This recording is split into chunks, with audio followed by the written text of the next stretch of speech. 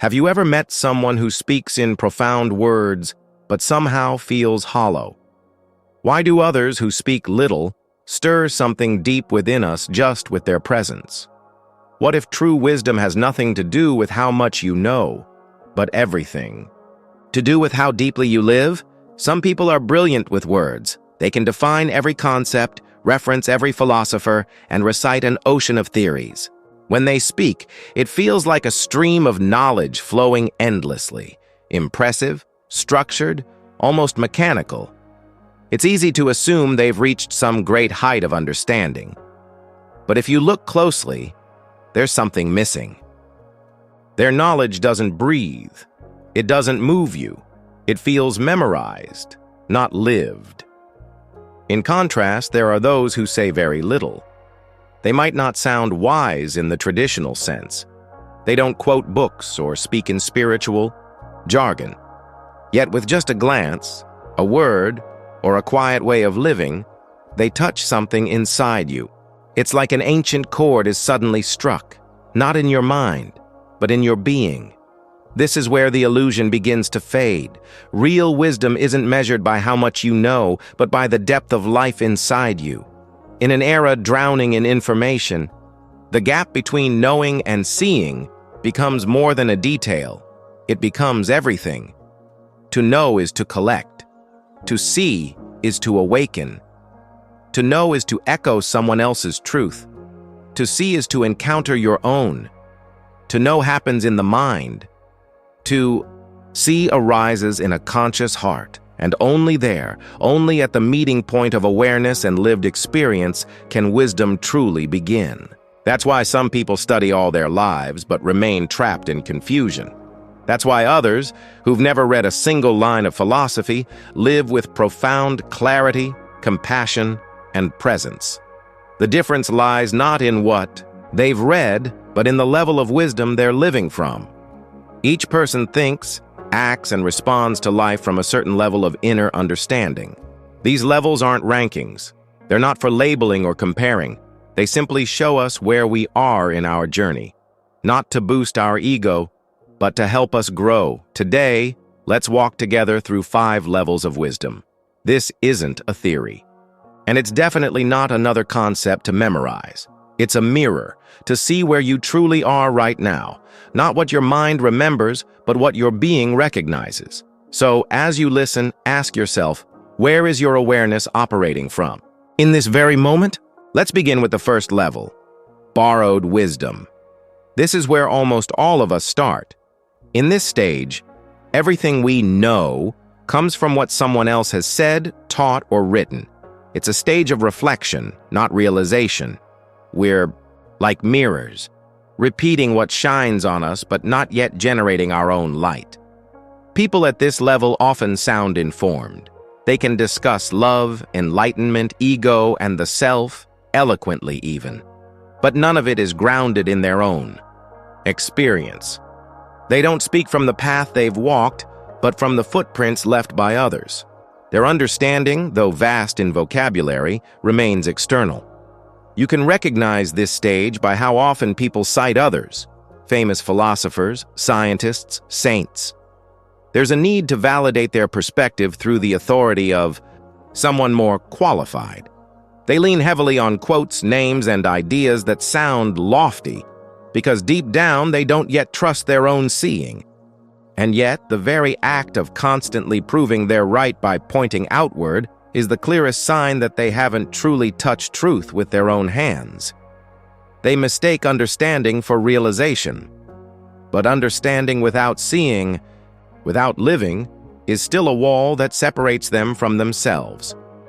At this level, it's dangerously easy to fall into the illusion that you've arrived, just because others admire your words. But words, no matter how profound, cannot substitute for real insight. Now pause for a moment. Reflect honestly. Have you ever felt this in yourself or seen it in others? The echo of wisdom, but not the flame. As we continue, we'll explore the next layer, a step deeper on the path where wisdom slowly begins to take root within. Are you ready to go beyond the surface? Although they may sound profound, Those who dwell in borrowed wisdom often mistake eloquence for insight.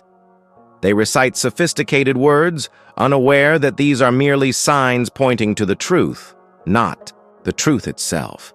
They believe they're advancing, but in reality they're circling around the same old concepts. It's like running on a treadmill. The mind is moving, but the soul remains still. Imagine someone trying to learn how to swim by reading every book ever written on the subject. They can describe each stroke, explain the physics of water resistance, and break down human anatomy in aquatic conditions. But the moment they're pushed into the pool, panic takes over. All that knowledge crumbles. Why? Because they've never truly entered the water. They haven't felt it. They haven't trusted it. And the tragedy is, the more they've read, the more their fear of admitting ignorance grows.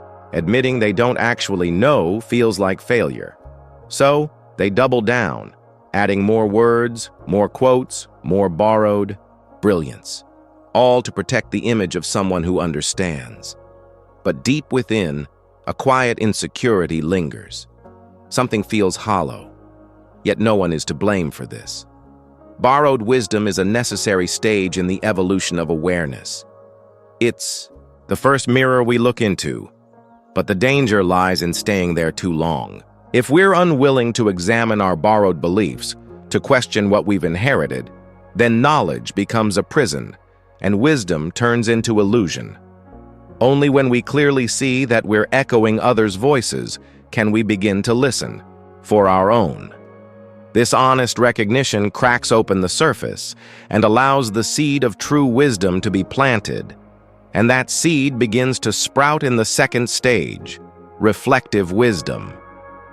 This marks a profound shift in the journey. The mind no longer swallows every idea fed to it. Something within starts to stir, a quiet questioning. People at this stage begin to doubt not just others but themselves. They ask, is this really true? Or is it just something I've believed without testing? But this is not rebellion for the sake of resistance. Reflective wisdom isn't noisy. It's not about shouting no to the world. It arises from a deeper place, a subtle unrest within the soul. It's like an itch that logic can't scratch, a gentle but persistent tug that pulls your attention inward. At this level, someone might still be learning from books or teachers, but now, something new is present. A pause.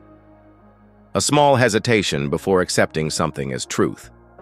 And that pause is the birthplace of genuine insight. They no longer absorb everything like a recorder. They start filtering, testing, comparing.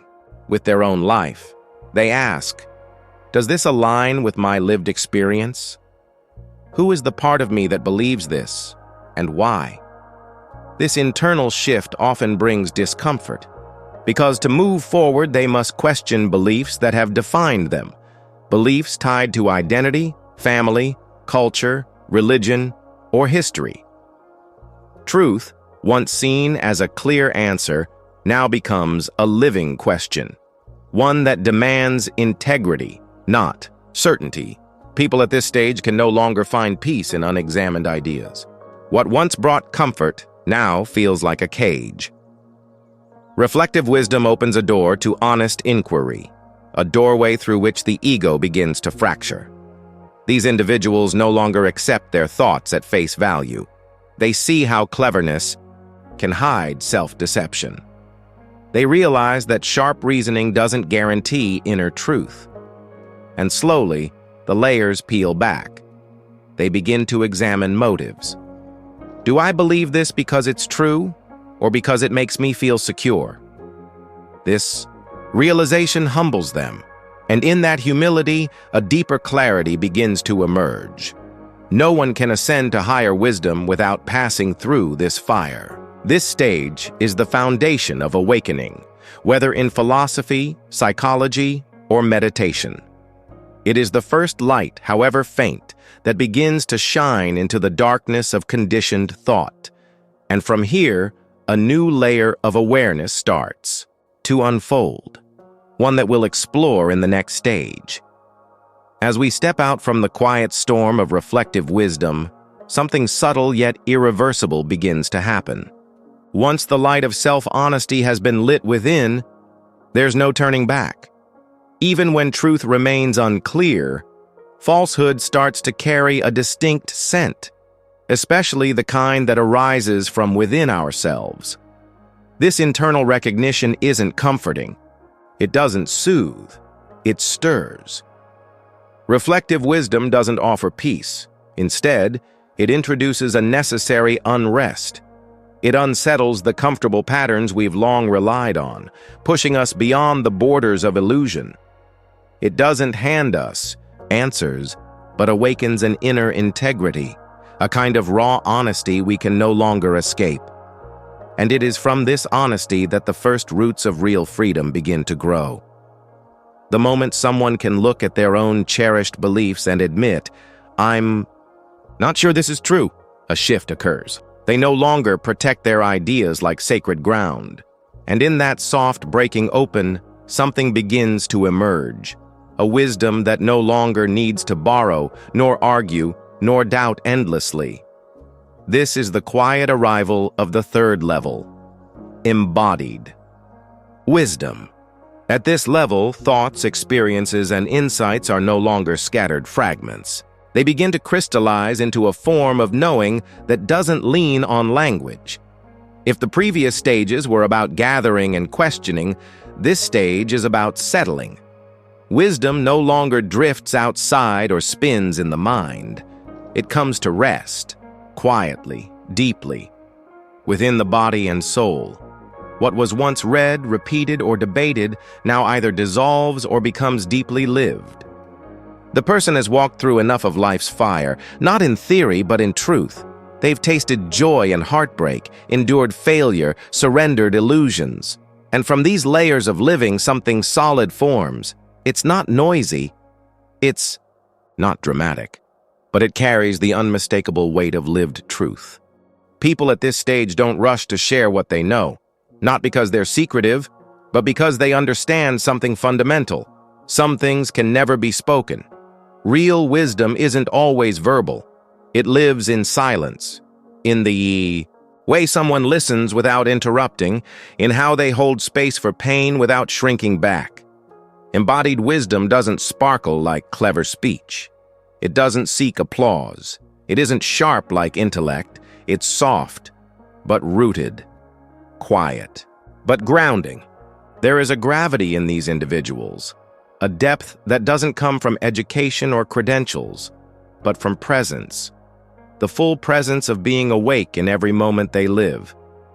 They are not easily shaken by appearances, by what's right or wrong on the surface, by praise or criticism, by seductive ideas.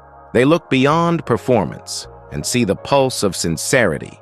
They see people not through their words, but through their way of being.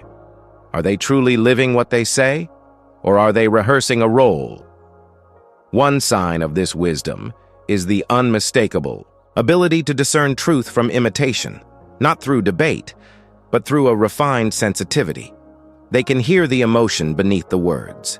They can feel what hasn't been spoken. Why? Because they've been there. They've lost, broken, down, and rebuilt. They've seen how life strips away illusion until only the real remains. Their wisdom doesn't strive to be smart. It doesn't try to impress. It simply shows up. And from that presence, clarity radiates. You might sit with such a person for hours, and they may say very little. But when they finally speak, even a single sentence, it lands with such weight that the noise in your mind goes still. They no longer need to prove anything. Their being says everything. If borrowed wisdom was the glow of someone else's fire, and reflective wisdom was the flashlight turned inward, then embodied wisdom is the quiet flame that burns steadily from within. It warms, but it also purifies, burning away whatever false remains. Here, there is no gap between knowing and living. Words and actions begin to merge. Understanding is no longer just mental. It becomes a way of being. And now, as we move forward, a deeper question arises. What happens when the flame no longer even needs a form? From the quiet depth of embodied wisdom, a presence begins to emerge, calm, grounded, and without the need to impress. It's this effortless sincerity that makes these individuals so deeply trustworthy, not because they try to convince, but because they no longer need to. And it is here that the fourth stage begins to unfold, selfless wisdom. This is not the wisdom of a person trying to be wise. It's not about collecting truth, or defending a viewpoint, or proving oneself right. It is the vision of a consciousness no longer filtered by the need to be someone. The one who sees from this place has stopped positioning themselves at the center of everything. They no longer use knowledge as a tool to compete, influence, or craft an image. What changes them is not a forced humility or moral discipline, but a direct seeing, a profound insight into the illusion of self. They've come to understand that the I they once protected was never a fixed entity. It was a construct, built from memories, patterns, fears, and the basic urge to exist. And when this illusion is truly seen, it no longer needs to be defended. The mind softens, the body relaxes, and for the first time, actions, thoughts, and feelings flow without the interference of personal agenda. A deeper honesty begins to guide everything. Not one that's performative or rigid, but one that arises naturally, like water flowing downhill. At this stage, they are no longer concerned with what is right or wrong by society's standards or intellectual frameworks. They are attuned to something more subtle. What is real? What is alive? What is? You could place them in the middle of a heated debate, and they might say nothing.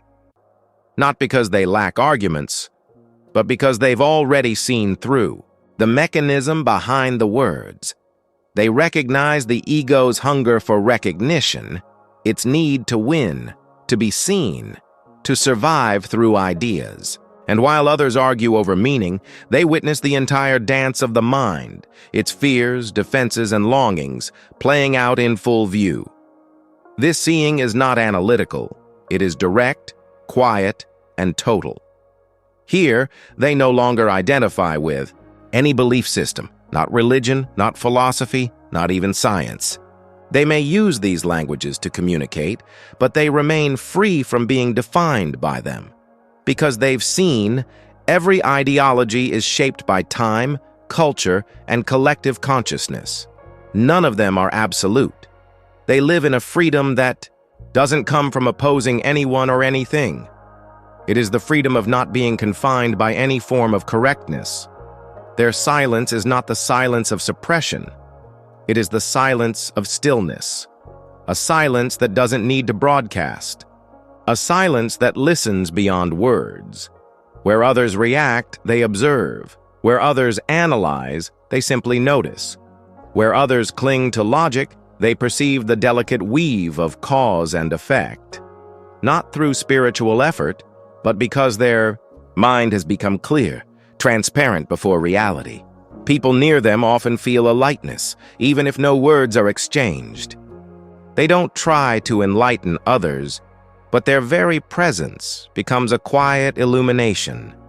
They don't seek to be heard, but when they speak, their words carry a still precision, not beautiful, but essential, not clever, but true. Because there is no longer anyone within them needing to be praised or defended. Their insight is clean, free from bias, from self-serving distortion. Their wisdom is like a still lake, not trying to reflect anything, yet everything that passes is revealed clearly. And it is this lack of effort, this absence of ego, that gives their seeing its depth. With no self in the way to color perception, reality appears just as it is. No additions, no subtractions, just the pure unfolding of existence. In this, gaze, concepts dissolve.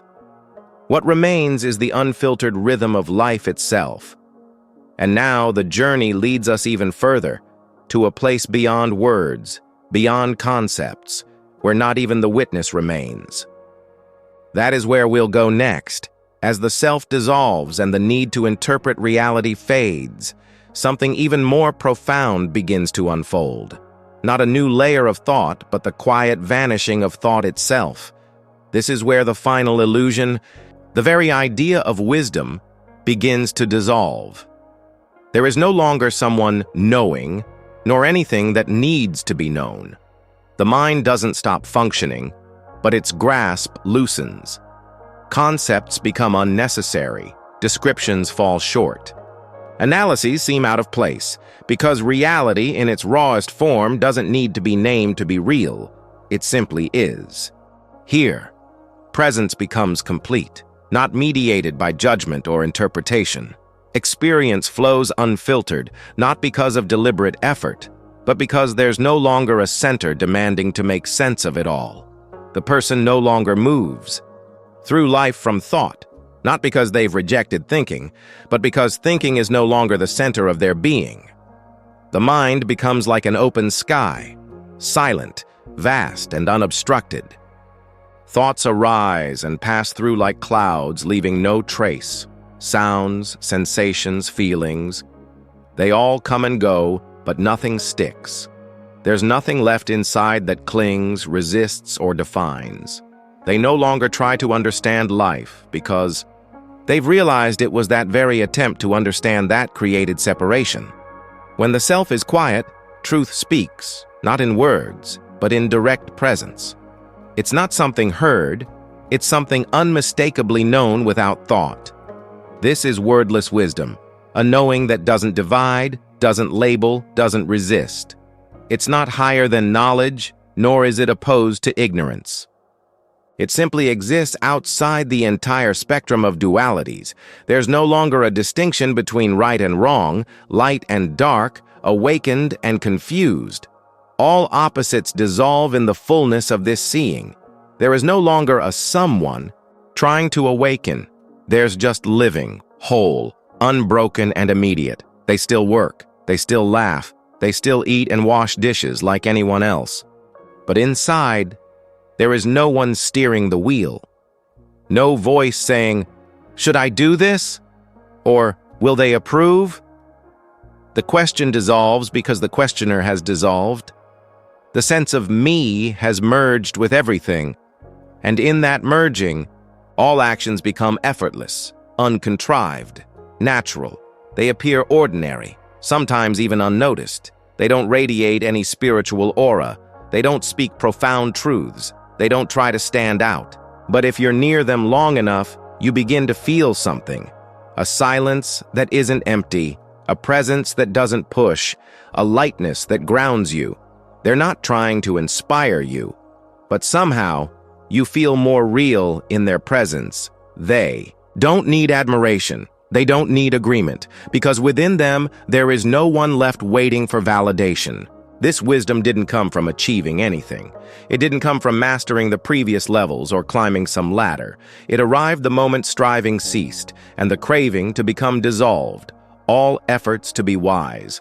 All ambition to awaken. All identities tied to I know or I've seen. Gone. What remains is what has always been. Simple, silent, untouched. If one were to imagine it, wordless wisdom is like sunlight. It doesn't choose where to shine. It doesn't have a goal. It needs no recognition. It simply exists, illuminating, without needing to be seen. And those living in this wisdom are just like that. Not people who possess awareness, but as awareness itself, moving through the world without separation, without identity. They are not someone who sees. They are the seeing itself, not someone who knows, but knowing itself, formless, effortless, wordless. And once you've glimpsed this final layer, what remains is not a new belief system, not a theory to hold on to, not something to remember. What remains is a quiet question that echoes softly within. Where am I living from? From a self still accumulating knowledge and experiences, or from an open, silent mirror, empty of self yet full of presence? Let this question carry you gently into the final reflection, where all boundaries dissolve. Shall we take one more step? Each level of wisdom exists for a reason. Not one of them is wrong. They are all part of the unfolding, like steps on a path that every soul must walk. But the challenge doesn't lie in which level we've reached. It lies in staying too long, in mistaking a temporary resting place for the destination. When we cling too tightly to any one stage, what once was clarity slowly turns into confinement. The very understanding that once felt alive begins to solidify into a fixed shape. Life becomes boxed in by our own certainty, and without realizing it, we become trapped in the walls we built using the words truth and insight. Some people get caught in the first stage, thinking they've seen when all they've done is repeat. Others reach the reflective stage, convinced they're awake, yet still lost in layers of doubt. Even at the level of embodied wisdom, some begin to measure others by what they think they've realized, unaware that comparison is just another mask of ego. And at the level of selfless wisdom, the illusion can still persist. As long as there remains even a subtle idea of being someone who has no self, the shadow of ego still lingers. Only when all of it falls away, every name, every grasp, every attempt to understand, can we begin to taste the truth in its rawest form. That moment doesn't come through effort. It doesn't come from becoming better, wiser, more realized. It arises when there's nothing left to hold on to. When the seeker disappears, when there is no longer someone who sees and something to be seen, only then does pure awareness begin to bloom. This kind of seeing has no purpose, no shape, no direction, and yet it forms the silent ground from which all authentic living flows, present, unbound, and deeply free. So perhaps the real question isn't, which level have you reached? But rather, are you living from the truth you've seen? Do you dare to be silent when you realize you haven't truly seen yet? Do you dare to let go of even the insights that once gave you stability? Can you live without needing to be someone, without needing to know anything more? True wisdom doesn't parade itself. It doesn't debate, convince, or decorate its words. It simply invites you to live more honestly, more simply, to speak less, but be more present.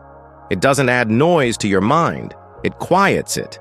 It doesn't add layers to your personality. It dissolves them. And if at the end of this journey, you find yourself able to sit quietly, just for a moment, to rest the mind, to drop the questions, and to feel the silent aliveness moving within you, then perhaps, just perhaps, wisdom has begun to touch you. Not through ideas, not through philosophy, but through its quiet, unconditional presence. Thank you for walking this path with Buddhism Echo. Until we meet again, may you and those you love be healthy, peaceful, and ever closer to the truth that lives within.